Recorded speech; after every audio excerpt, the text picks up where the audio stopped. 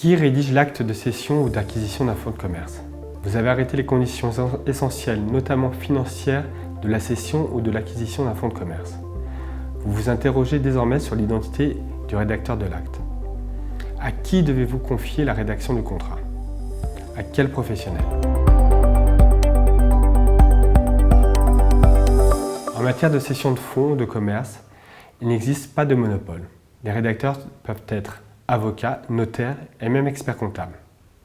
Ce qui importe avant tout est la compétence juridique du rédacteur. Il s'agit de sécuriser les intérêts des parties et d'assurer l'efficacité juridique de l'opération.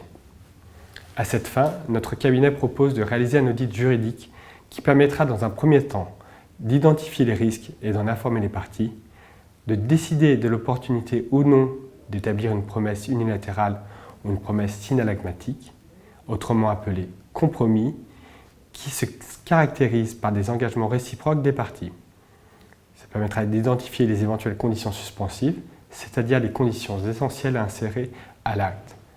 Il s'agit dans la grande majorité des cas de l'obtention d'un financement, de la purge des droits de préemption de la commune, des salariés ou éventuellement du bailleur, de l'obtention d'un nouveau bail ou nouvelles conditions, de l'autorisation de réaliser des travaux, de changer l'enseigne.